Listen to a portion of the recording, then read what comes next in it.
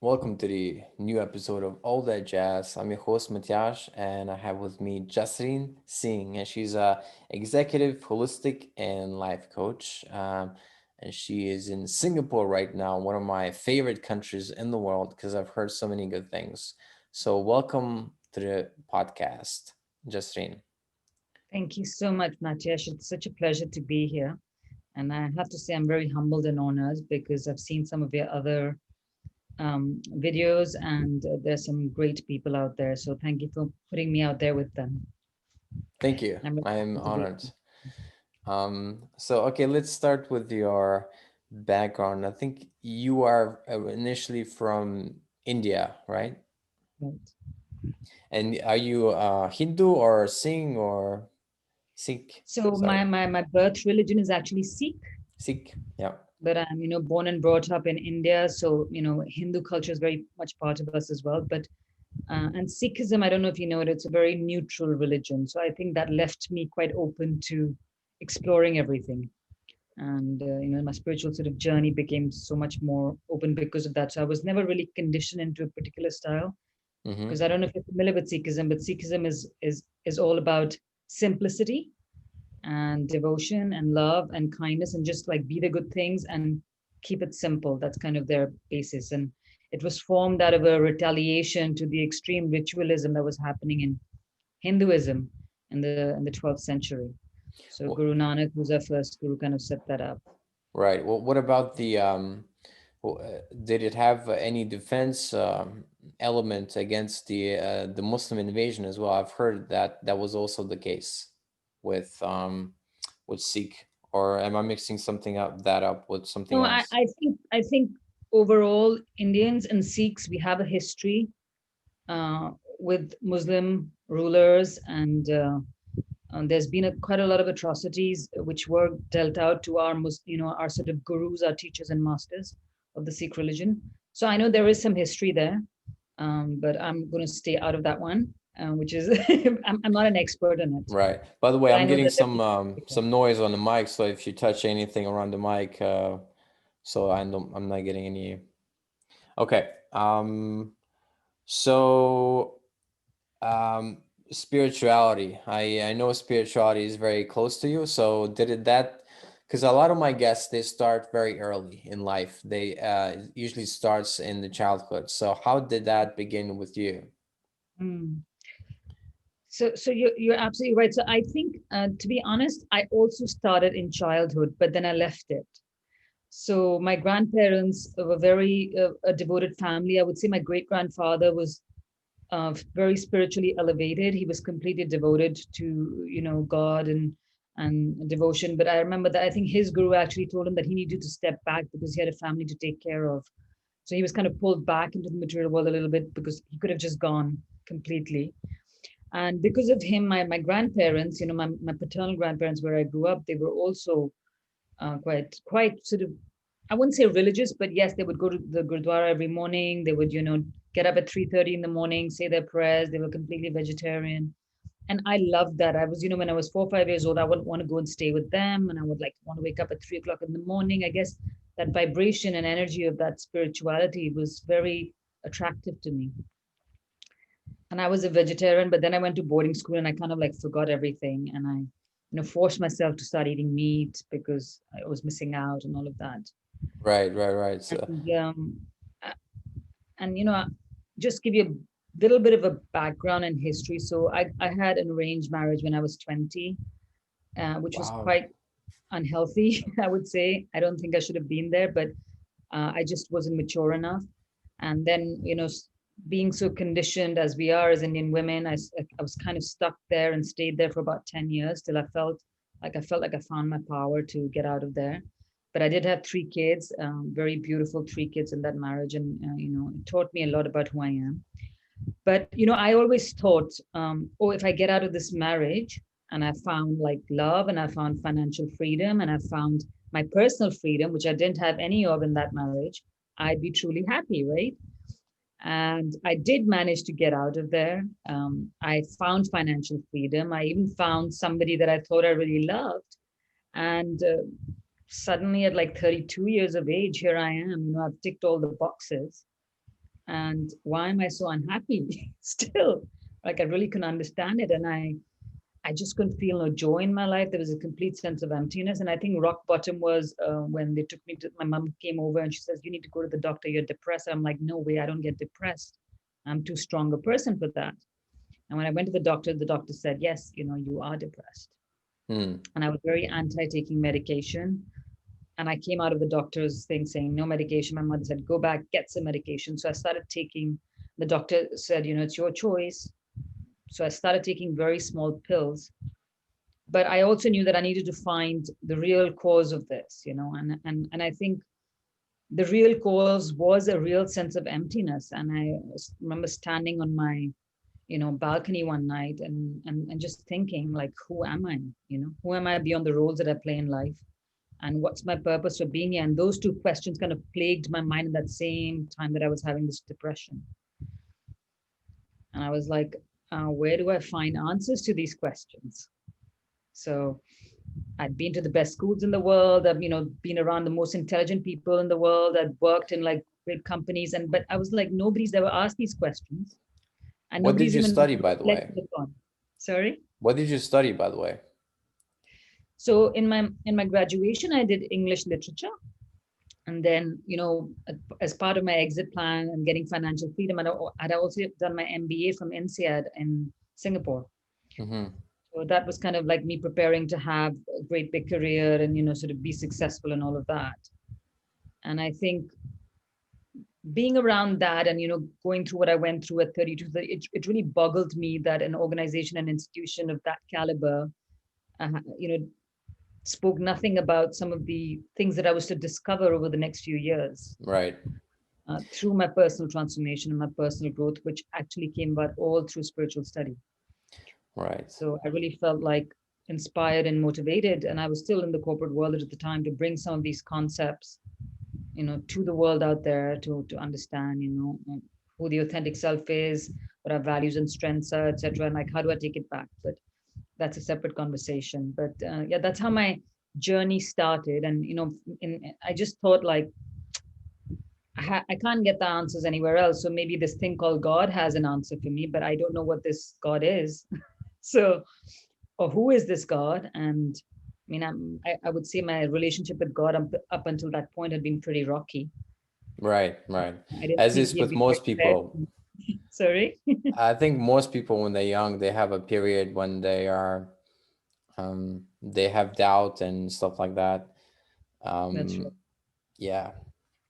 So I think it's maybe something for the future that schools will integrate a more holistic view, as well as obviously educating about business. But I think the spiritual dimension is so important in life, right. to educate people on who they are. So interestingly, at least my school, INSEAD, has now integrated, a personal development and growth aspect into the MBA program, which I think is very late, but better late than never. So I think they're understanding the importance of it as well. What kind of courses they have, like along with obviously business courses, but what kind of other courses they have to integrate that? So I remember there were even a couple of courses when I was there, which could have taken me down that path of personal growth, but they were just choice questions. But I think now what they've done, I don't know the exact detail, but they've actually integrated, like, coaching as an aspect of their MBA program. And there is a sort of a real strong personal growth element to it. And I don't know exactly how they implement it because I haven't been in touch there, but I know that they've done it. So I'm sorry, I can't tell you more about that. Okay, that's fine. That's fine. That's fine. Um, okay, I want to go a little back on what is your opinion now of the arranged marriage? Now that you've experienced 10 years of it all, and it was a big part of your life. So I think I also end up doing a lot of relationship coaching now. I have been in a couple of relationships now. I'm in my third, I would say, long-term relationship, and they're hard work, right? Right. And from a spiritual perspective, it's a big topic. Okay, let me think about how to talk about this. So first of all, my view is that most relationships, as they occur in the world, are karmic. They Right. are so arranged or love, you could end up as miserable or as happy, depending on what the karmic propensity or proclivity of the two people that are in that relationship is, right? And I think the second element is where are we on our spiritual growth, our lessons, our learning, our personal growth, both the individuals that are involved in that. And I think relationships are a real, they're mirrors really for us to see Mm-hmm. what's going on, where we are wrong. And I think what my arranged marriage taught me was I was not me. I was being somebody that my parents, my society, the world, what I thought expected me to be. Right. And that's my biggest learning from that. And if I had known myself better, if I had the tools and the understanding that I have today, I'm pretty sure that that whole marriage might have turned out differently. But because I didn't, I felt more victimized. I felt more like a victim. And I felt like, there were elements of abuse in that because I wasn't able to stand up for myself and I kind of lost and gave so much energy because of that. So, I don't blame just the other person. I think, both people contribute to any sort of failure in a relationship. But I think if I was an empowered woman and if the other person was exactly the way he was, I wouldn't have, like, as of today, I wouldn't have stayed in that marriage for more than a few weeks, let alone 10 years. Right. Okay. So you would have walked out a lot sooner than you did now. Yeah, yes. Okay. That makes sense. And maybe we wouldn't have even come together because we were different, energies or whatever it was. So I don't know exactly Right, how that would right. work. By the way, do you have any fan or anything? Because I keep hearing something on the mic, like maybe blowing Yes, on it there or is a something. fan. Let me switch that off. I'm so Okay, sorry. there we go.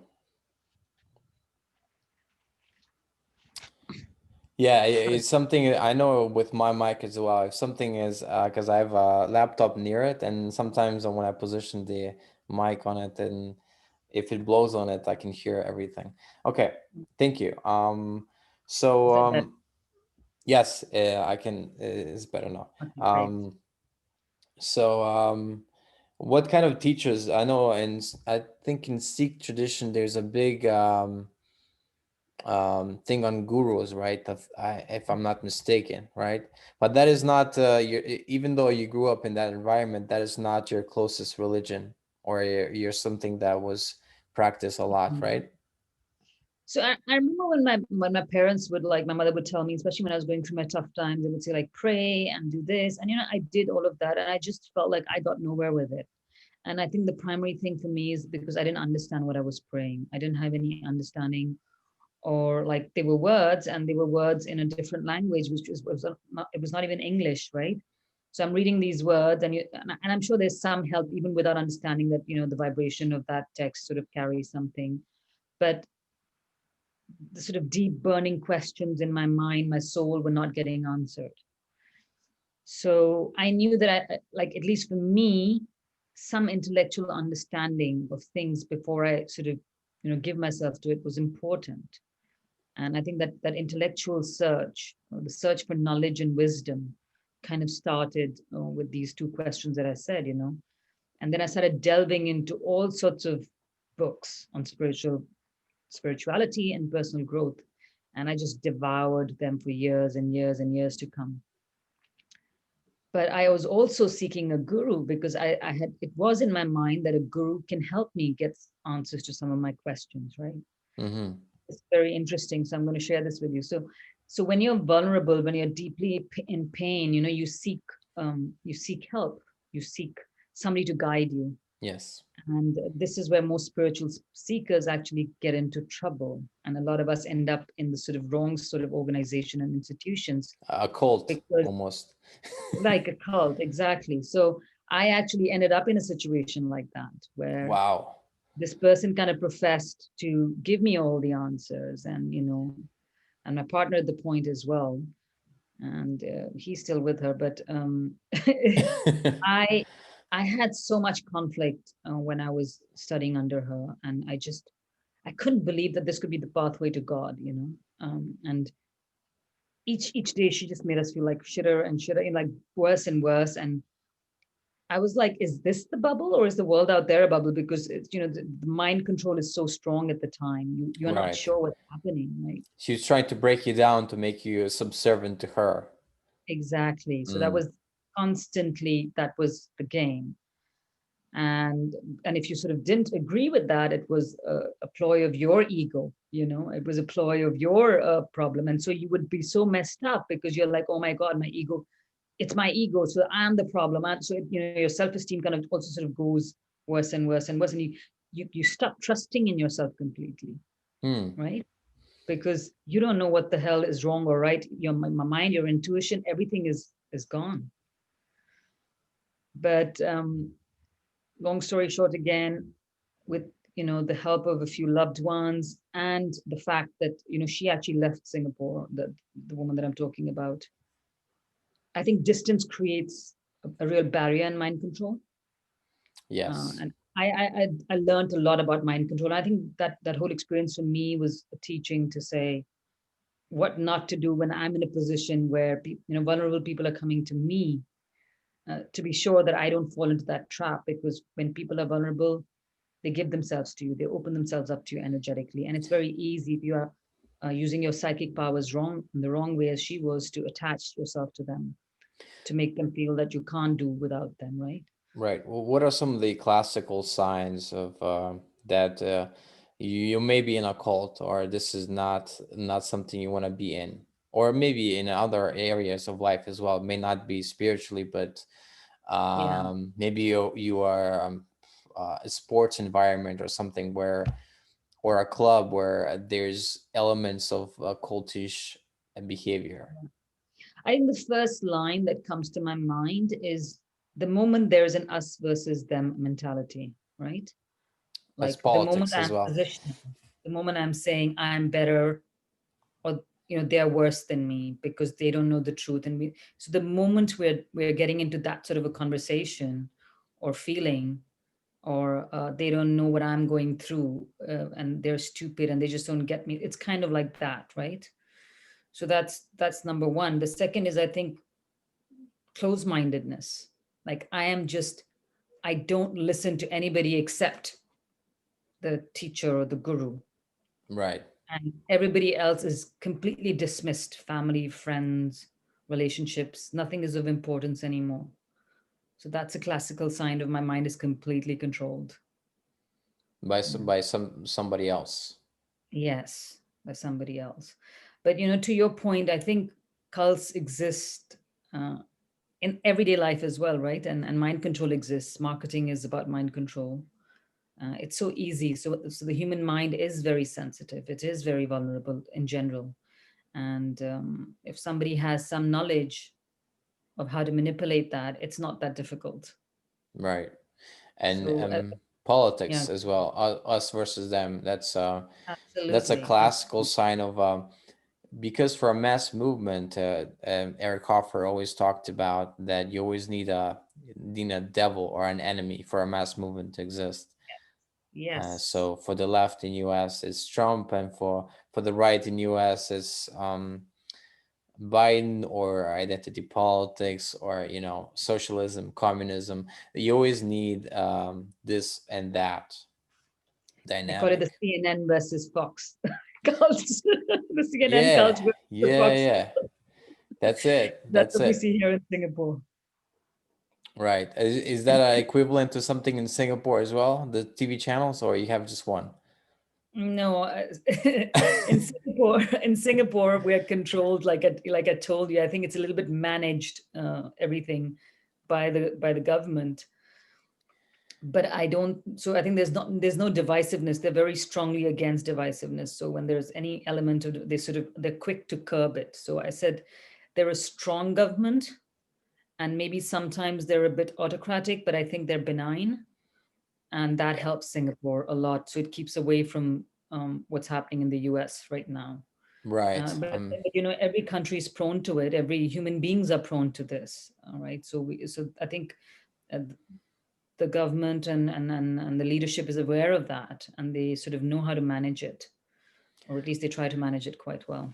Right. It seems like Singapore is one of the rare examples where a one party system is actually benign, and it's almost like a oligarchy where there's a few people that control like everything in a party probably. But I'm not I don't know much about Singaporean politics, so I'm just Yeah, um so I have personally, I've been here now more than half my life in Singapore. So I've been 23 years in Singapore, 21 years, 20 years in India, a year and a half in Dubai. And first of all, from my spiritual, energetic understanding, intuitive understanding, I would say some of the highest respect in the world in terms of government I have for Singaporean government. And primarily because they're values driven. They have a strong system of values, and nobody's perfect. I don't think they're perfect, but right. I don't expect perfection. You know, I am looking for from government, from leadership. Are they working for the people or not? Are they working towards making the lives of the people better? Or are they serving themselves? And I think here the focus is more on the Singaporean community and the people of the country, and to make Singapore, given just it's just a one city country, to be able to be at the level of success that it is, you've got to have some pretty powerful leadership guiding it. Yeah. And I think for the people to follow the systems, the rules, also they have to respect the leadership, right? Right. Yeah, Mm. it's impressive what Singapore has achieved in the past 50 years. Right. Um, all right. So talk about um, these. So obviously you're into coaching. So did you study psychology or did you take because I know there's a lot of courses in life coaching and this and that, and so what did you study to become the coach that you are? So I'll take you a little bit back on this story, Okay. right? So I think when started asking those questions, who am I and what's my purpose of being here? Because I found that every time I did something in terms of work, I enjoyed it. And once I became like reasonably adept at it, I just completely felt bored and I was not interested in it anymore. And I was like, what is this boredom, right? As well. And I've always had this strong sense that I have a purpose, and but I didn't know what it was, right? And through the spiritual study, through the many, many years of spiritual study and practice, I started to understand, answers to both those questions. So the who am I think, got understood a little bit first. So, who's the real me? Who's the real me without the conditioning, without what people expect to me? Who am I beyond the roles that I play in life, etc. And then the second question of what my purpose is was still unanswered. And I took a year sabbatical from work, because, at that point I kind of knew I was ready for something new, but I wasn't sure what it was. So I'm like, I'm just going to take a year off. I'm just going to sit and wait for divine, Right. sort of guidance. And I was, thinking of writing a book at the time, and whatever else. And I just said I spent the year doing things that I love doing, and that's when I started doing some of the courses which were already towards coaching. And what happened during that time was one of these courses that I did was NLP, and the lady there had uh, a contract with Changi Prison to coach the prisoners, to Right. sort of hire potential prisoners to see if coaching can help them get out. And she needed a bunch of people to help out. And so, of course, I volunteered, and we went to do that. And before that, the thought of coaching had entered my mind many years ago, and I sort of scoffed at it because, of course, I wanted to be this successful corporate whatever. But coaching is for like losers. It's not for me. Kind of ego was talking like that, right? Mm-hmm. And but in this situation, when I went there, I came back home. I still remember so clearly, after the day spent coaching and talking to these wonderful people, um, I was like this deep sense of fulfillment. And I was like, what is this feeling like? It was not like, wow. It was not like, oh, I did such a great thing that I helped. It wasn't any of that. It was just this knowing that, all my skills, my abilities were put to best use today. Right. And that's really how my journey towards coaching started. And I always say, you don't find your purpose. Your purpose reveals itself to you when you are ready. So I felt like that was the day sort of I felt like, yes, this is my pathway, the coaching healing pathway, And I had already studied a lot of coaching before, and healing work as well, because I had worked with other teachers who had coached and healed me as well, and I had done some work around it, but I wasn't implementing any of it. So that was really my starting point, and then of course I did whatever I needed to do to make sure that all my coaching skills were also up to date. But I do feel that what makes me an effective and good coach is the base of the spiritual knowledge and wisdom that I have, you know, the Mm, understandings of the concepts of the human potential and what a human being is, and karma, and all of those things. They really contribute, because it's for me, it's not just about helping them achieve goals. For me, it's I'm looking at the whole person. When I'm coaching them, I'm seeing what are their lessons, what do they need to learn here, what is their past. I also do some inner child work with them, because I feel like from a potential perspective, a lot of their potential becomes trapped in that inner child if it's not healed and whole. mm, So, how do you release that? So there's a bit of therapeutic and healing approach to my work as well.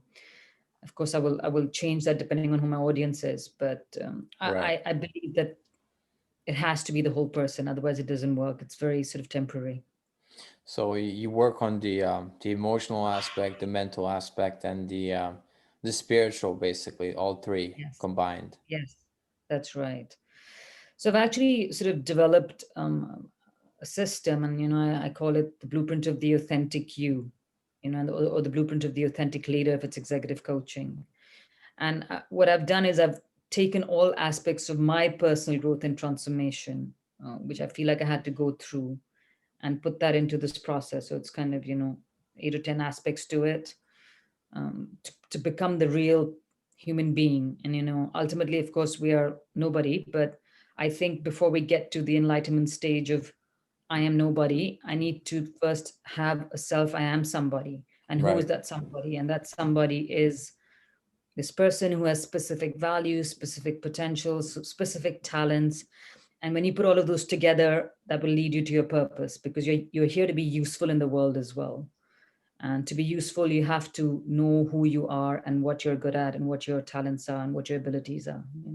Yeah, this is something I'm still personally I'm still discovering, because I have for the past 2 weeks I've thought about changing my major, because in the Western universities are imbued with a lot of political stuff, which I don't want to get into right now, but Mhm.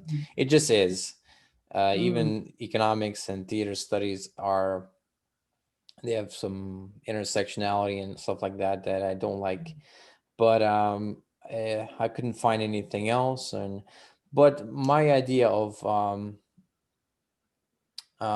what is the purpose of life, that's always been on my mind since I was very young, since 15 and up. Like, so what would be you for you simply how so two-part question, what how did you find your purpose in life, and how can other people find the purpose in life?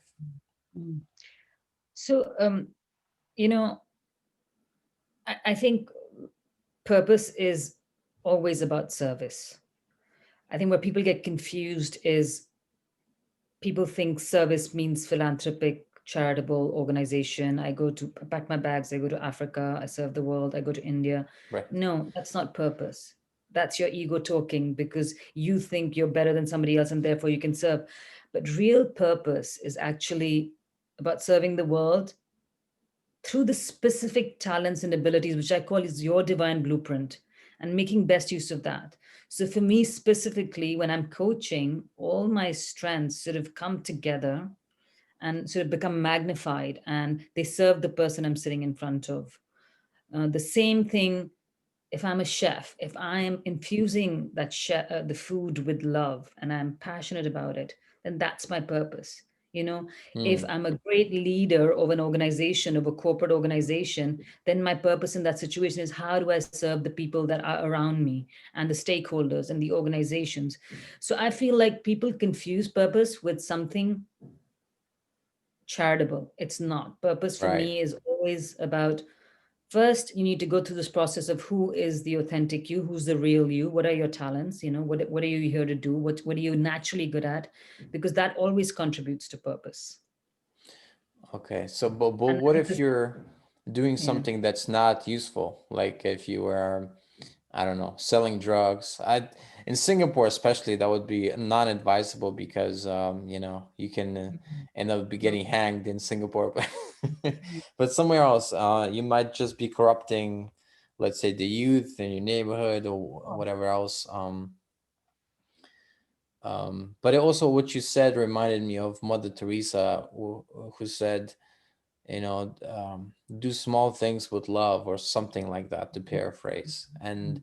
I think that's what you're alluding to, meaning anything you're doing in life can be service, right? Yeah. So, when I was really asking this question, I remember very strongly in one of my meditations, the sort of answer kind of flowed and it said, it's not what you do, it's who you are, right? But I know in the world we also seeking for like direction. We're looking for like what should I be doing? And I feel like obviously as a coach, part of my job is to help people find that direction, find that sort of way forward. And for that, I think the values and strengths play a very important part. So what are your natural talents? What are you born with? So for example, for me, empathy is one of my strongest talents. And we can see why empathy is very important for what I do, right? Coaching. Of If course. I didn't have that, and that is intuitive as well. I sense what's happening in other people's emotional body very strongly. I can feel it in my body. So that helps me do the work that I do. So with my clients, I have to figure out what are their unique talents, what are they really good at, what do they enjoy, what is their history, what are Hmm. the life lessons they've learned. So for example, for me, I see that, I'm increasingly ending up doing a lot of relationship coaching. Maybe that's part of my purpose because of the relationship trauma drama that I've been through and what I've learned through these processes, right? Yeah. So it's like it becomes useful. Any Seems like a lot of times the adversity in one's life can be turned into something good, Most likely, transmuted. most likely that will contribute to your purpose. Yes. So perhaps if people are going through a hard time, which anybody that's lived on Earth is gonna go through hard time Mhm. at periods of time. There's still lessons to learn, and you can always turn anything into good. That's right. Absolutely. So, I don't encourage suffering, but Me neither, but I'm just saying that you know, people in my it's absolutely experience, right. yeah, No, you're absolutely right. I think without the suffering, um, I wouldn't have been where I am. But I always tell my clients, you can take the path um, that others have set out for me. You can learn from others, or you can go through the school of hard knocks. But I think, unfortunately, for us human beings, we just love the school of hard knocks very right, much. right. We don't learn without that. Yeah, to paraphrase Eric Hoffer, it's a lot easier to learn when the experience sheds your own blood rather than seeing somebody else suffer, because then you're Right. like, you really learn it. Is There's no other way.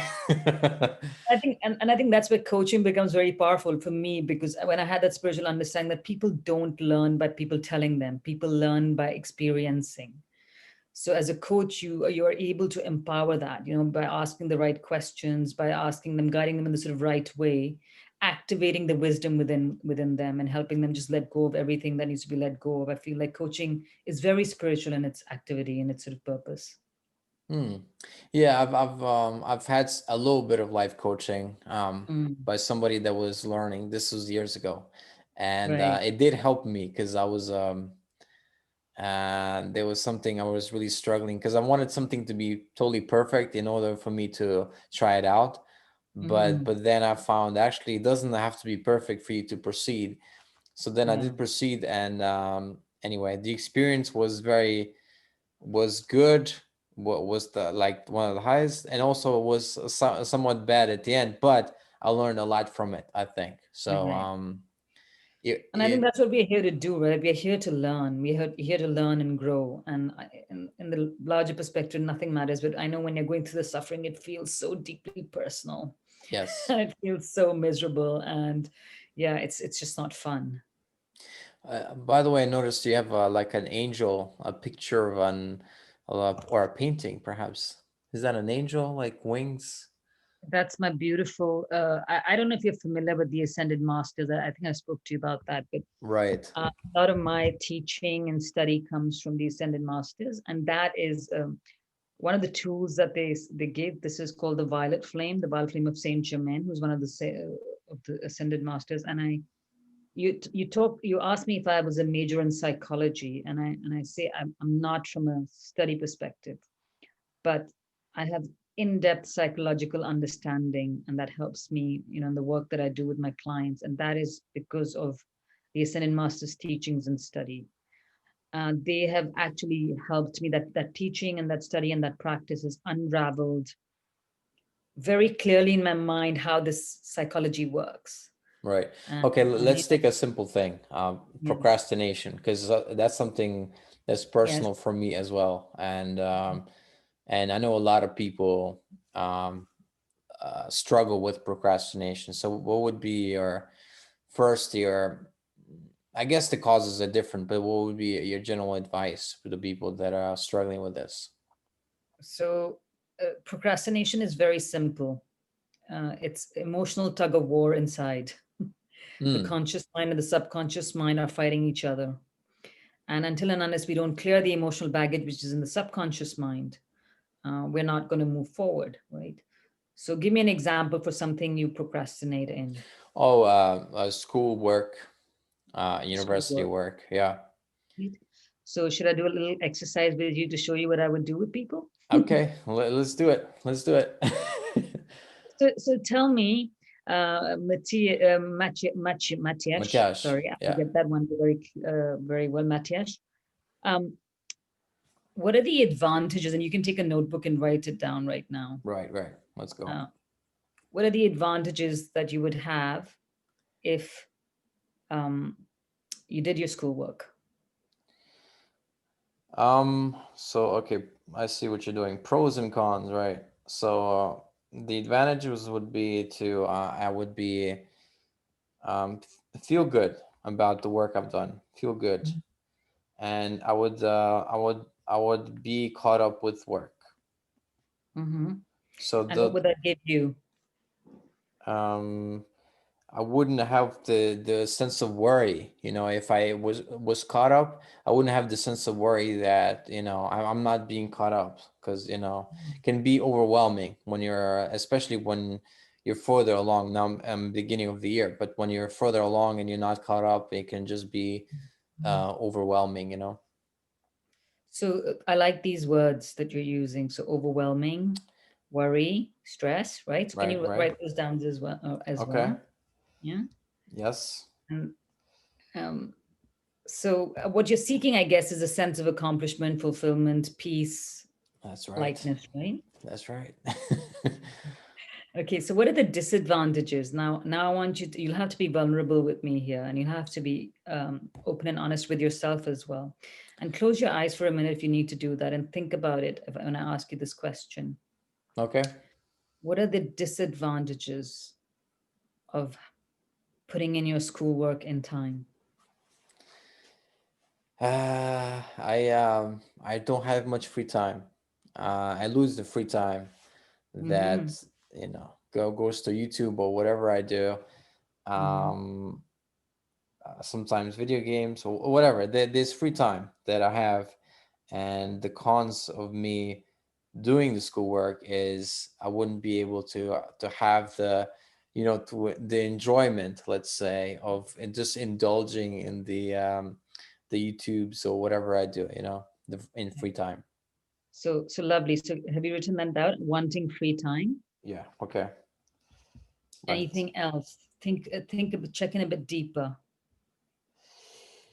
I would there would be no need for struggle, because sometimes doing work is a struggle. You have to go through the pain. You have to discouragements. Mm-hmm. There's a need to stick to it, and this Mm-hmm. is a lot easier to. uh, I guess it's easeful to not go there. Easefulness, Right. I guess. So it's scary, right? Because there's Yes. fear of failure, Right. Right. right? So that's from an emotional state of being. This is where we are, right? So there is these feelings of overwhelm, stress, fear of failure, Right. and there's two parts of you that are fighting.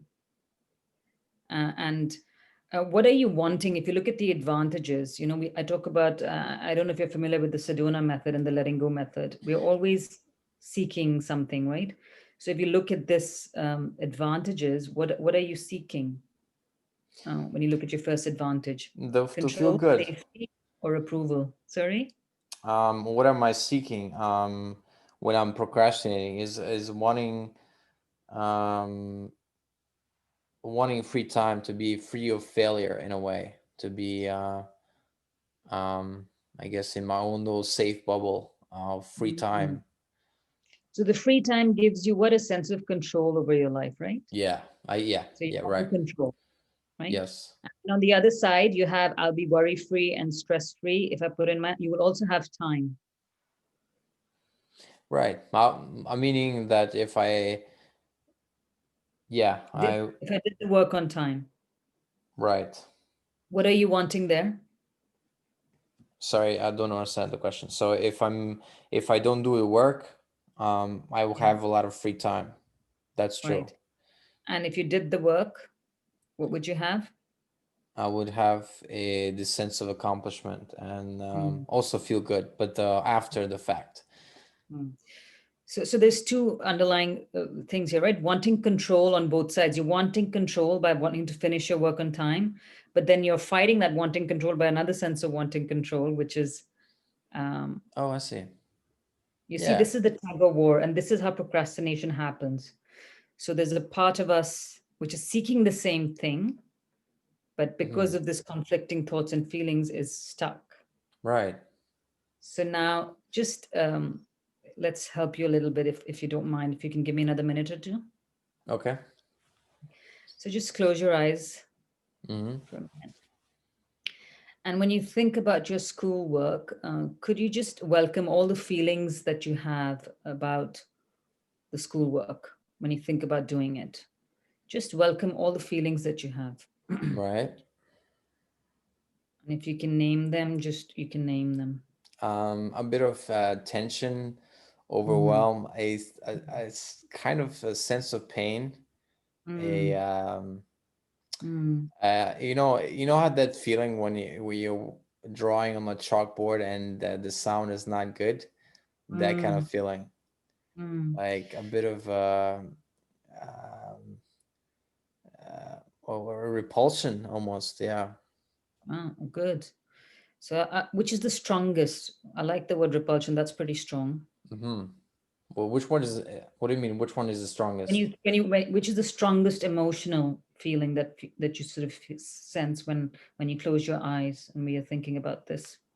I guess repulsion would be one of the strongest, I think. Okay, could you just welcome this feeling of repulsion? Sure. Just allowing it to be without any judgment. Mm-hmm. This is the letting go I'm familiar with.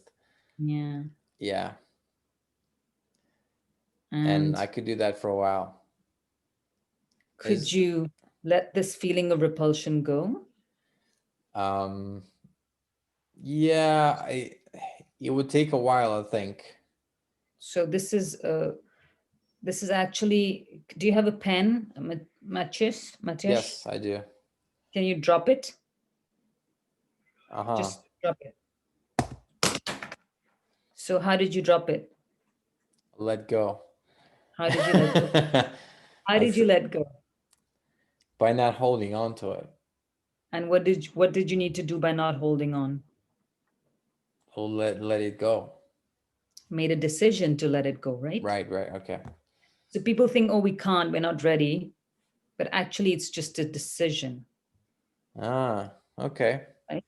But the we are not ready, and we don't have so much time, but the we're not ready comes because ego is telling you different ways. It's holding on to different benefits and Hmm. keeping you Yeah, limited, and yeah. in that overwhelm, because it's telling you actually if you do this work, then you'll have to study hard, and you don't want to study hard. And but there's a part of you that wants approval, that wants to succeed, which is struggling because this part of you will not let you succeed. So it's this constant tug of war. Right, right. Very interesting. That makes a lot of sense. Mm. That makes So a lot of let's sense. help you let go of at least something while we're here. Okay. Results oriented. Okay. So So repulsion, right? yeah. So tap into it, and then you tap into it by falling to the center of your heart. I always say think about a space in the center of your heart, very expansive space, and just allow this repulsion to sort of come forward in that space. Right. Just emerge. And sometimes you can feel it in your body. I don't know if you can feel it somewhere particular in your body. Um, maybe hips or neck area or something. Good, good. So could you let this feeling of repulsion go? Yeah, okay. Would you let it go? Yeah, yeah. When? Um,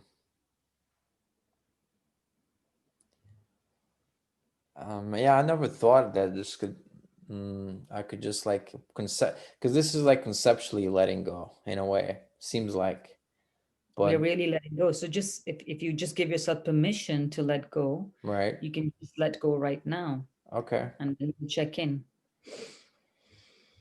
Yeah, You it's kind of that it breathe it does out. feel better. Just breathe it out. Maybe I'm still stuck. Because there is more there, but Yeah. check in and see how do you feel. Um, it feels a bit more open. Good, good. So, so this is how I would sort of approach this Right, simple thing. We go deeper and deeper, and I always ask the question: if you can't or let go, what are the benefits of holding on? And it's interesting. First people will always say there's no benefits. Of course, there's no benefits, and I'm like, no, there are. I mean, I already know them, but I will wait for them to come up with right, that. And when they're like actually vulnerable and open enough to do that, they're amazed at the kind of benefits right. that come Very up with the interesting. subconscious mind. It's crazy. I think having a coach, a life coach, or a mentor is extremely useful for people to have. Because coaches especially are seeing things that about people that people cannot see with themselves, even though we live with ourselves and all that. You're stuck in your own perceptions. There's a Eric Hoffer quote that I really love. It's to paraphrase it, it's like the most observant people among us are not as observant of themselves as the least observant are of others. In other That's right. words, like even if you are highly sensitive or whatever, other people will perceive you way quicker than you are of yourself. And Right. I Right. don't know why that is, but it is. It's I don't. my I wouldn't give that power to every other person. I would say some people are able to see through and give you some feedback that'll help you. So I think this is where your empowerment comes into place as well. sure. I'm discerning of feedback, Right. because Eh, I think feedback a lot of the time can be a way for people to diarrhea out, verbal diarrhea out the shit that's inside of them. So I think you have to get to that place where you become more discerning about that as well, because as young spiritual people, we don't have the discernment and wisdom to figure out, uh, where is somebody coming from? Are they just projecting? Are they right. actually, That's also saying it in possible. the Yeah. best intention? And again, we learn by saying, what is the intention of the other person, and we feel it when it's loving. And if it's loving, it's very rarely that the feedback will pain us, and sometimes it'll pain us maybe initially, but overall we'll be able to see the long-term love in it. Hmm. But if it's not loving, you'll feel that it's not loving, it's not Yeah. completely This is love. the intention of the like even in psychology, like psychoanalysis or whatever, the intention of the psychoanalyst is gonna influence. There's a study that I read a couple months ago when I was doing some work for a psychology homework. Is that there was a study where somebody not trained in psychology at all would just talk to the patient without any techniques, but Mm, they talked to them like they really cared and all that, and the patient would get better without right. anything, just talking like that and meeting once a Of week or course. whatever. Of course, the power of love is immense. Right. That space of the intention of love is, and that's what purpose is. Like whenever you do anything with the intention of love, it's just already you're increasing and making this world a better place. That So, sounds good. mm, um mm, Talk about the ascendant masters that we alluded on before, um mm. and how they help you in your practice. Right. So first of all, I want about my spiritual side. I want to say I am one person who has been there, done that, a lot of spiritual practice and study. Right. And I actually started with Yogananda's because I was introduced to this book, Autobiography of the Yogi, and I had such a thirst. And he was actually giving lessons. He sent these SRF lessons. So my first meditation and understanding of life came from Yogananda. So I would like to just honor each of my teachers along the way. And I did. You know, a Course in Miracles pretty soon after that, and I think A Course in Miracles was one of my greatest teachers. It literally, like I said, turned my vision upside down and showed me how distorted my vision was Mm-hmm. before I studied it. And again, it's been a sort of lifelong partner for me. And at some point, again, I would say through divine intervention, I came across the Ascended Masters teachings. And when I did come across, and I actually I think there's a lot of different schools, but what I found this website was by a particular person called Kim Michaels. And I felt like all the questions I had in my mind at that time about life sort of got answered at that website. So I was interested. And I like what he said. He says, you just, and what the practice there is decreeing. So you decree, which are these English verses, basically, they're sort of divine prayers, I would say, Mm-hmm. but you decree aloud because they're using the vibration of sound. And they said, just try it because meditation takes so many years to become impactful in a person. But they were these long decrees, and I was like, who's going to say these long decrees every day? But when you're desperate, Right. you're willing to try anything. So I was like, let me just try it. And one of the first things that I, tried with them was something called a protection prayer. And at that time I think I was going through my deep sort of spiritual growth, and I also felt like I was being attacked a lot psychically. And my dreams were very sort of lucid and real, and I really felt I would wake up in the morning like I fought wars. So I was very aware of this. There's some external presences out there, and they sort of like helped me understand or make sense of all of that. And Mm-hmm. then the moment I started doing these protection prayers, I felt immediately relieved and better. So they taught me how to protect my energy field. And being an empathetic person who was still wounded, the energy field was very prone to taking up stress and trauma of everybody else. And then becoming like I was always messed up. I was like, why am I always messed up? But that was part of the problem, is that my field was open. And the Right. more Right. open I became, the more messed up I started feeling, the more sensitive I became. And this sort of, these decreeing really helped my sense of well-being overall. I just felt stronger. I felt better. Do you need Sorry, to go somewhere? I got interrupted. Sorry. It's okay. Mm. So, is this something that the Ascended Masters is? Can you see them like, or is it like, are they like on the astral plane? Yes, so they're all masters that actually lived on the earth. So like Buddha's an ascended master. They say even Yogananda is an ascended master now. Mm-hmm. Saint Germain, Jesus Christ, Mother Mary. These are all part of the ascended masters' teachings. Right. So that way, I'm like very open. Like I have no attachment to any particular religion or master or teacher, but I love them all. That's how I feel. I also have my own guru. I have a coach and spiritual guide in real life as well. Mm-hmm. But I feel the Ascended Masters teachings gave me all the knowledge and the wisdom and understanding to do the work that I'm doing now, the psychological understanding of things. And they continue to do so. And I've done lots and lots of study and practice with them. So different practices, different studies, and how to really let go of all aspects of yourself and the ego and understand and manage dark forces that I spoke about. Right. understand karma, like everything, like all that knowledge and wisdom has really come from them. I'm very, very grateful to them. So it's all written text. I mean, Kim Michaels does all the writing. I don't even know how one human being does so much writing and decreeing, but that's where I go to, and I haven't questioned that. And do they speak to me? I'm very resistant to that kind of stuff because I'm like, I don't know if Right, I'm ready right, for that. But I have had um, a very powerful experience, and this was in Turkey. And at that time, I was doing a lot of study with Mother Mary, and I went to Turkey to where Mother Mary lived after Christ was, crucified, mm-hmm. and she was sort of teaching from there. And there was just this two little rooms there.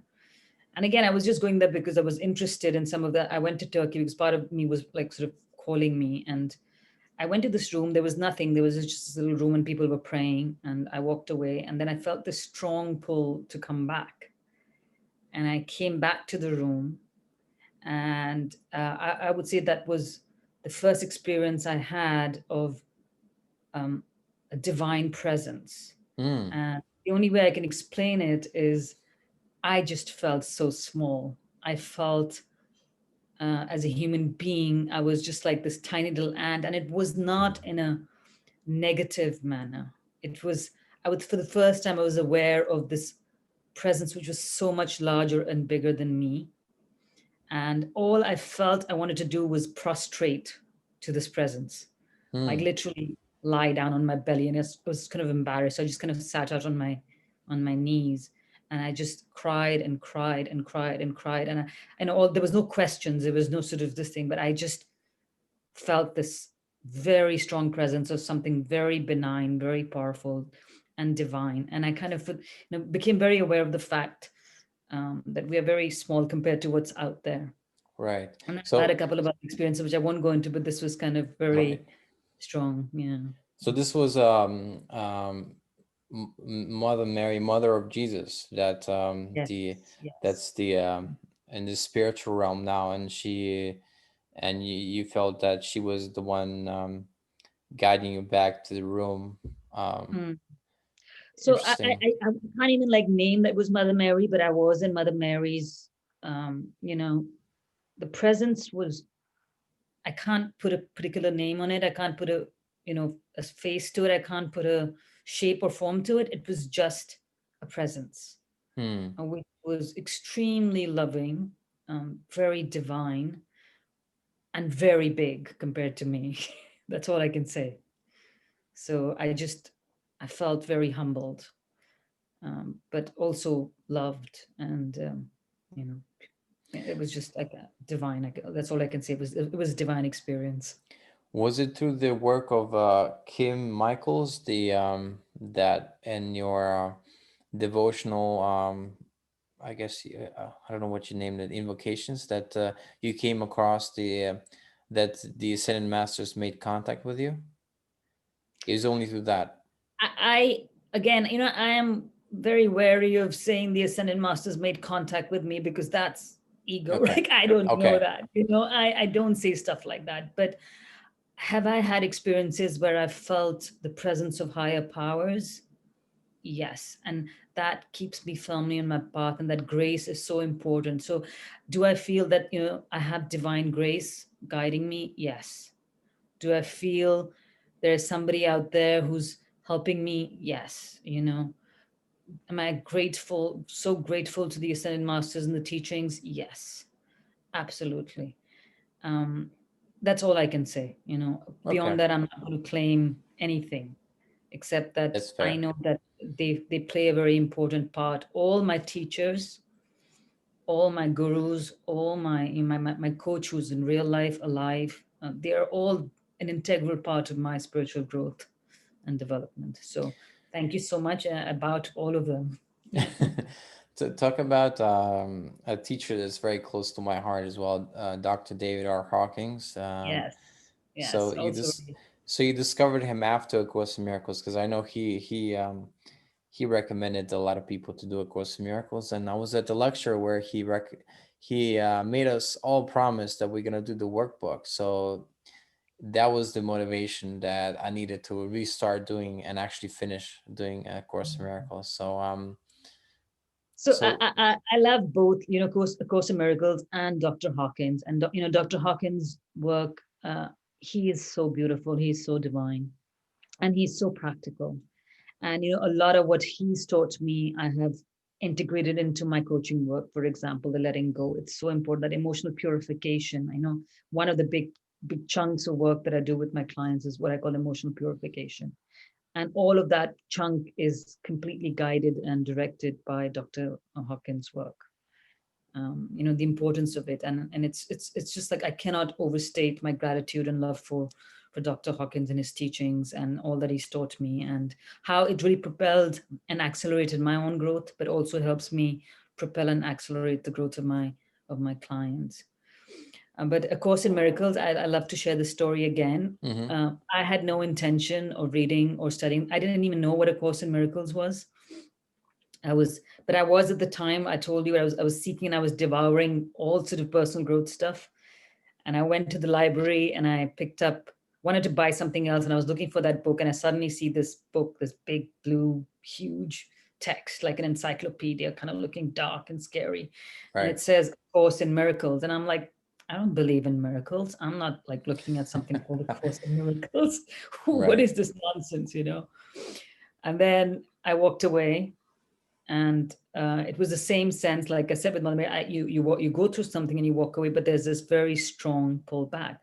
And I found the book that I was looking for, and like twice or thrice I went back to this book, and it was pretty expensive as well. It wasn't cheap. So I'm like, I don't want to buy something that like was $60 or $70. I remember in that time, and I was like, Right. no, I couldn't leave the store without buying that book, having no clue what it was, having never heard of A Course in Miracles before.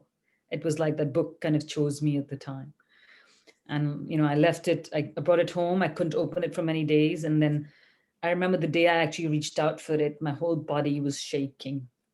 Mm, It was like, I, I, I think my ego was fearful because it knew that it's going to get undone quite a bit with this text. But there was so much fear in me in opening that book.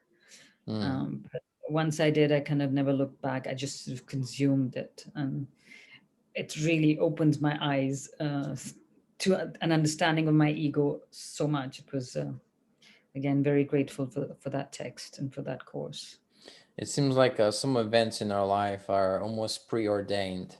Yes, Um, absolutely. so yeah, because I know Hawkins talks about Helen Schumann, the scribe of Course in Miracles, and he said that it was a prior agreement, meaning a prior agreement of before her lifetime that she was to scribe the Course in Miracles, and Oh, I didn't know that.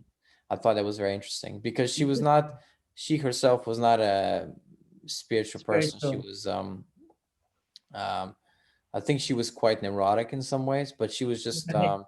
a secretary, I think, or something, and working for I She was forget who. actually a psychologist, I think. Oh, she was psychologist, yeah, Yeah. and Psychotherapist, if I remember so correctly. she was Yeah. just starting to scribe this, and I think initially it said, "This is a Course in Miracles. Please take notes," or something like that, Yes, yes, that's and exactly it.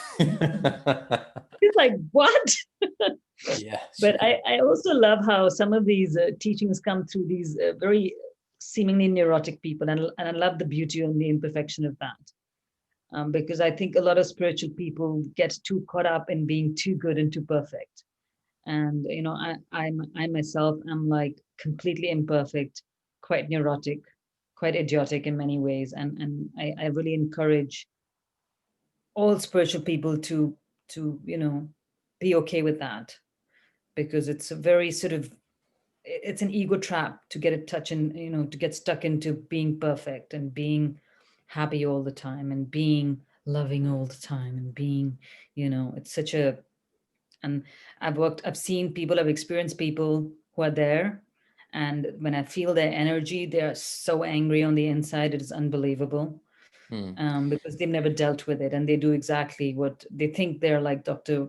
Could be Dr. Hawkins, anybody else, teachers, followers, and they've learned so much, but they're not dealing with their real shit, you know. Right. They're They're trying to pretend. trying to be, yes, exactly. They're trying to act.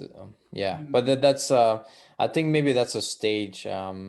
But then again, in some circles, that's the way people are, and anything that's shared from a authentic place that's kind of negative is being seen as, oh, you've gone off Mm. the deep end, son. You can go there. Mm. Mm. Um, because they're not. Yeah, I think Yeah. as we grow, we realize that there is no good and bad, right? The darkness in us is as bad or good as the light in us, and that's the beauty of life, and that's the joy of life. And you're okay. I also think there's beauty in experiencing your darkness to the fullest. It's so Right. cathartic. The, It's so the raw. shadow, as It's so Carl Jung. vulnerable. Yeah, Right, Carl yeah. Jung talks about the shadow a lot, and I haven't read much Carl Jung other than the biography, but I want to. But I feel like it's. I've heard from people that it's kind of scary because once you go into that work, I don't know if you've read much Carl Jung, but it's quite. I'm actually very familiar with that and the concept of the shadow as well. In fact, on my blog, I've written an article of meeting with my own shadow, and but it's amazing how your shadow can like distort you so much, and it really makes you believe that you're being loving either to yourself or to somebody else. But it's so manipulative. This is where Course in Miracles teaches us a lot. But even despite all the work that I've done, I saw how active my shadow could be, and but it was only when I became completely vulnerable and open that I was able to see it. And the only way I became vulnerable and open to be able to see it is because the two people that I love and honor, my guru in the spiritual realm, and my coach, in that very sort of negative state that I was in, they helped me in complete compassion and love. Hmm, And that's all I felt from them, and it broke away that shadow. They didn't tell me anything, they didn't do anything, they just held the space of love and compassion for me. right. And that for me is, the most integral and important part of coaching or doing any other work that we are doing. Is it's not about the tools are important, yes, but much more than the tools and the work and the talk, and is this space of love and compassion. Hmm. I think going back to the upsetness, like pretending to be right. I think even Mahatma Gandhi said that it's no use to pretending to be not upset when you're really upset. I don't know to what extent you can take that because I don't think dumping on people is nice, but I think certainly not pretending Mm, to be feeling the other way when you're actually feeling the opposite is good in the long run because you're just gonna end up destroying your own mm, soul in a way. yeah.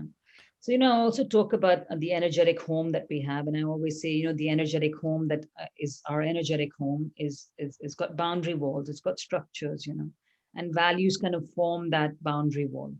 And if we don't honor our own personal values and we allow other people to step on them all the time in the sort of way of trying to be good or nice, that's how, first of all, we lose self esteem. And second of all, we create anger because we've now become non integrous, in Dr. Hawkins' words, to ourselves in trying to be integrous towards everybody else.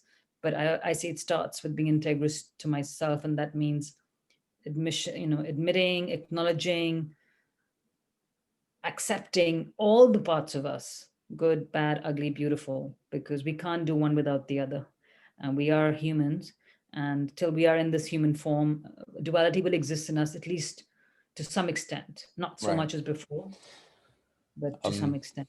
let's talk about people pleasing because that's I think there's a general misunderstanding. People in my experience, people in some 12 step groups, they poo poo people pleasing as bad, but I think there's two different motivations. One is you people please because you want to appear to be good and all that, and there's the other, which is you people please because you generally care, or in business you want to serve people or whatever. That's the right kind of people pleasing. But the people pleasing that So when you say people pleasing, I'm already like, no, no, there's no right kind of people pleasing. So The moment you're using the words people pleasing, it's coming from wanting to please people. That's ego conversation. That's ego Right. talk. But like, let's say in a business perspective, like you are, when you're running a good business, you are in a sense people pleasing because you're providing good sandwiches or whatever, and it's or good So, things so that. you're doing it from a space of love, I would say, Yes, yeah, yeah. but you don't care whether they're pleased or not. That's what I'm saying. I think there's two ways to people please. Right. Um, there's really good way, and there's one where you're actually destroying yourself, and that's I think very misunderstood. Hmm. So, would you like my views on it Yes, on yeah, that? yeah, yeah. Go ahead. So, I was a people pleaser. A lot of us are. We're conditioned to people please, right? Mm-hmm. Be good, be respectful, especially as an Indian woman. This was my first priority was to people please. Um, and again, like I said, every time we do that, and also our ego tells us you're a good human being, so listen to people and do what people are. If somebody's hurt and crying, let them sit with you for hours. And that's how my people pleasing used to play out as being a good human being. I have no boundaries, Right. uh, It's allow people to important. suck energy from me, all of that. And as I was going through my personal transformation, I realized that I was not coming from love. I was actually coming from a lack of self esteem. And I wanted to feel good about myself by saying, I'm a good person and therefore Right. I'm kind to them and therefore I let them cry on my shoulder for hours and hours. But real understanding as I grew and, sort of became, I more understood the spiritual concepts of free will and unconditional love.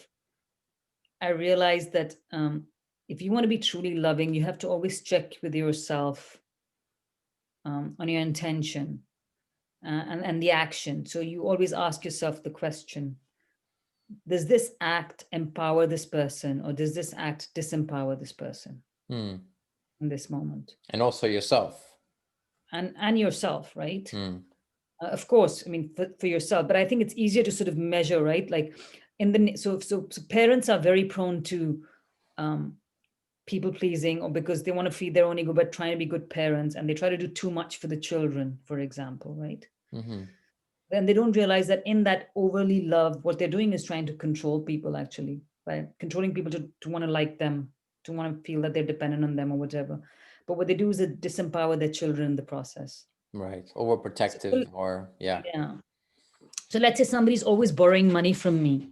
Is it, I ask you this question, It's and disempowering because they're not taking care of themselves as they could be. yeah. So you would lend it to them once or twice because they're in need, but if you realize that it's a habit, it's a pattern, then you've got to stop, because you're not being a good human being by giving them money, Right. because you're allowing them to think that this is okay and continue to do it to other people. The same thing with abuse. If somebody is abusing you, uh, are you going to be nice and say it's okay, and spiritual people get caught up in this as well, like, um, no, you are empowering the person to become abuse other people as well if you let them abuse you, right? Yes. And this is when people ask me questions about relationships. It's also that, like, if you stay in this relationship, are you making this person feel that it's okay for them to do what they're doing to you to another person? Then you are doing cosmically something wrong. This I don't know why, but for some reason it occurred to me that this is also true for society at large. Because if society treats certain criminals as in trying to be nice and getting them off the hook easily, then you're hurting people that are innocent because they are Mhm. gonna go out and do that to another person. So Mhm. Mhm. that. And I think this is where values and ethics and all of that, especially public policy and lawmaking, it needs a lot more spiritual wisdom in it, because it's difficult from, we get sucked into this, wrong or right, pro life, non pro life. I don't know what is right or wrong, from a deeper perspective. but I feel like spiritual wisdom could help us get to some of the better answers for those kind of questions. Right. And the ethical and the values discussion, just for an example, in the topic life, are you pro-life or whatever? I think it's a very, very deep conversation, and there is no correct answer to it. But I think somebody with deep spiritual wisdom, for example, if Dr. Hawkins was alive, could help us answer some of those questions, right? I think So, he did mention it somewhat, and the answer is very interesting. I think anybody that wants to know about that probably should read Truth versus Falsehood. So mhm. to see that. Um, Do you know what he said? I'm very interested to know. okay, so for people that aren't familiar, I'm just gonna set it up. So Mm, Hawkins would calibrate things on his map of consciousness. Calibrate mm, meaning measure how much it is. So 200 was the level of integrity, and below 200 is levels of fear, anger, shame, guilt, mm, and mm, above it mm, is anger. I mean, courage is the neutrality line, and anything above courage, and courage itself is positive. So you have courage, reason, love, unconditional mm, love, and all that. mm, mm, mm, So he found, I think in the book, he calibrated one of the laws that was pro choice and one that was pro life, and they were both just above 200. But the thing, I think the pro choice was like 210 and the pro life was 235. So there mm, was a small difference, but that's a mm. specific law that was Yeah, so state I in the I United feel States. exactly that. I Right. feel like, I think there's so much more than just uh, those two words to it. There is so much more to it, in the individual journey, the karmic destiny, the karmic destiny of the soul, the two souls that are involved in it, or the three or the five souls that might be involved in the process. It's just a very complex thing, and I don't think we have the right to decide, make the decision, because I think we do impose. Free will for me is very high spiritual concept. Um, but again, I think the understanding of free will is not clear to many people. A lot of them use that and abuse that, Mm-hmm. just like freedom of speech is used and abused.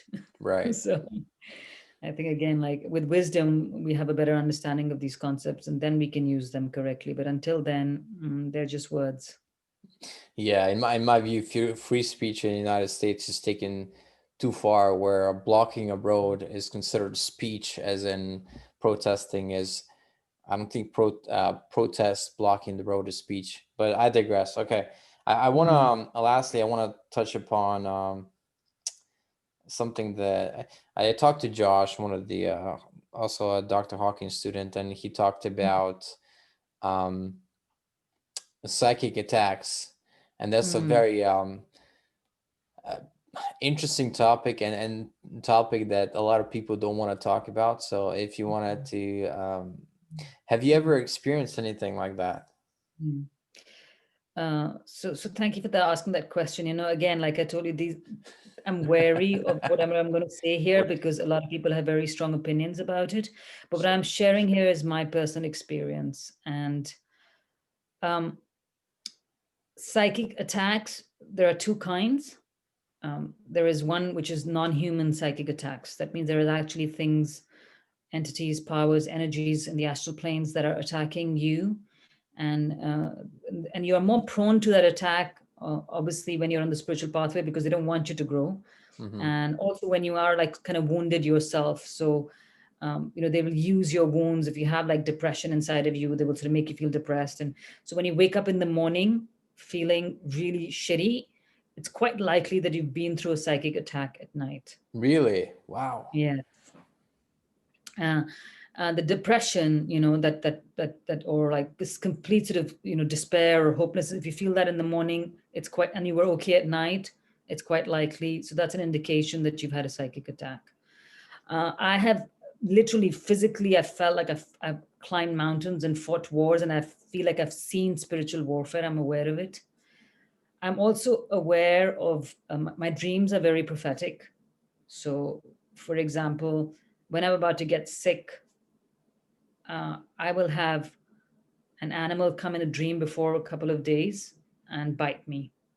So Oh I know, wow. okay, I've got something Did coming my way. It's a did you have a bacteria dream? of my. Did you have a dream Sorry. about the podcast? No, I'm kidding. No, no, I didn't. Okay. But and the other, just give me one more minute. Sorry. So the other psychic attacks, which I want to share here, we have this opportunity, is psychic violence of our thoughts against others, and I feel that very deeply as well. So I know when I'm being psychically attacked by another human being, my energy drains, my legs don't want to move.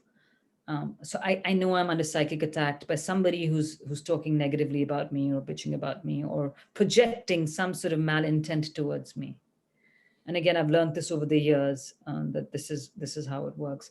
So we as human beings, psychic violence is very real, and the person you're being violent towards can feel it, and the um, you know, karmically, it's heavy when we're psychically violent. I can feel the heaviness when somebody's being psychically violent towards me. So imagine the karma that I create when I do that to somebody else. So just be Hmm. aware of that. And again, I think protection, energy field protection constantly. And again, for me, the Ascended Masters, there's a decree for psychic protection. And the moment I do that, I start feeling better. So those tools I use all the time.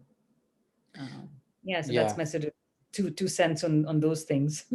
I have certain people in my life that I feel like they either think bad about me, or even probably most likely is that they also talk badly about me, but um, it's not something I can readily change. So what would be, I guess I've heard advice that you just bless them and you kind of have compassion, and that's Mm. kind of the best defense in a way. Would you agree with that? Um, I think again, like I said, I think it's good to bless them and have compassion for them. Of course, that's where we want to be. It's very difficult to be that level of compassion and love for somebody who's attacking you as a human being. So Right. I would say protecting yourself, protecting your energy field, finding a way to do that using a prayer, a decree, or a meditation, whatever that might be for you. And I'm a real proponent of spiritual practice and Right. tools. I spend every day 2 to 3 hours doing that, Wow. and I am who I am today because of that. And if I don't have that, I feel straight away what happens to my energy field. So, tools for managing energy for me are very important. That's amazing. I and before when we talked, you said you dedicate every Sunday, all Sunday, to spiritual work, and I just thought, oh wow, this is so amazing. I was so inspired by that because I don't do that, and I need to do more of that. So I don't do that so much more, but I think initially, so every day I have, like I said, 2 to 3 hours is dedicated to Right, that's a spiritual work. lot already. And morning when I wake up, that's the first thing I do. And that it includes decreeing, it includes praying, it includes intention setting, a little bit of journaling or reflection, letting go, whatever I need to do to clear myself and clean myself, protection prayer. And then I do a bit of meditation. So that's kind of my daily practice. And then the spiritual Sundays, I have also still part of my Sunday is still very spiritual, but and those days I was like alone and I was by myself on Sundays completely, and I spent from morning to night doing nothing but reflecting and studying and meditating. So, and I think those spiritual Sundays was where my ACM sort of became part of very integral to me. A And Course in yes, it was Miracles. Yeah. beautiful. It was really beautiful. So for people that are just learning about spirituality, what are some of the things you would recommend? Would you recommend the I guess Kim Michaels is one of your influences as well? Yeah, I would say that the Ascended Master's teachings on his websites, I find them pretty high calibration. I find him very like he's speaking from the truth. I can't vouch for anything, but whatever I have studied, and I have studied constantly from that for now maybe 7 to 8 years. It has transformed me. It has helped me so much. But as has Dr. David Hawkins' work, and of course in Miracles. And Yogananda was my first teacher. He taught me meditation, and then I became better at meditation with Swami Rama. I went to one of the ashrams and I learned more meditation there. And again, I think you have to find what works for you.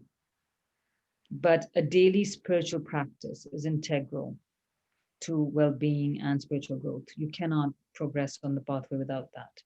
Right. So we talk about in yoga, we talk about niyama, discipline. Spiritual discipline is important for spiritual growth.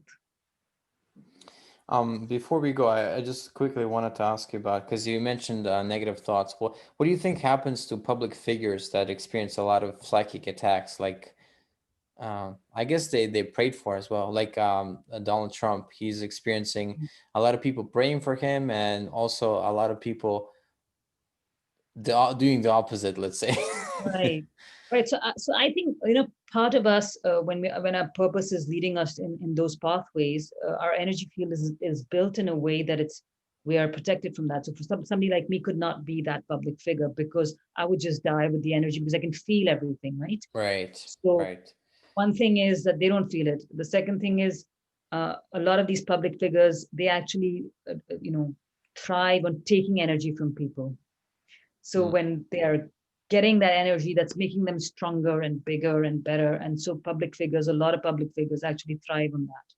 So we're giving our energy to them, right? When we're talking about them, when we're sort of a lot of human beings are actually giving their energy. That's why where they are. So we have to be remember that as well. right. So they're not innocent people standing there. They're people who get and give power, but I think they get and are able to take that energy from other people as well. Right. Somebody sensitive couldn't take a day of that beating, because I think energetically, if you're sensitive to that, it's just I would think Um, it's overwhelming. It's yeah, and that was what finally came to accept and realize about myself, because in the corporate world I was really struggling. One is because I was unable to pretend and be manipulative and lie, because that was just not who I was. My value system didn't allow that. But I think the second thing was energetically, I was feeling and taking in everybody's energy, and I was always dead at the end of the day. And mm, as I became more and more open, the other person's intentions, the energy, I could feel it in every chakra of mine. It was like, it's like a dagger going through you every time, yeah, especially if they have malintention. So you can't survive in those environments. Like for me, I right. can't. I think You know? business and especially politics, is in war in some sense. So if you're not built for war in a psychic sense, then you're not gonna be Mm. good in it. Anyway, so where can people find you if somebody wants coaching with you? Yeah, so my website is my name. It's jasrinsingh.com. So Okay. happy to be there. You can also email me. I mean, all my social media handles are the same. I'm not a big social media sort of celebrity, but I am present. And if you just research my name, you'll be able to find me quite Okay. easily. I'll put your Um, link in the description of the YouTube and podcasts and Facebook, or wherever else it will end yeah, up. so So much. It's been such a pleasure talking to you, and I hope I was meaningful to you in some way today. thank you. You were very meaningful, and we did a bit of coaching. We did talked about everything, and hopefully people that listen to this will benefit. And thank Yeah. you for watching or listening, and thank you, Jasreen, for being on the show. Thank you, Matyash, and all the best, everybody, and hope to speak to some of you. Bye bye.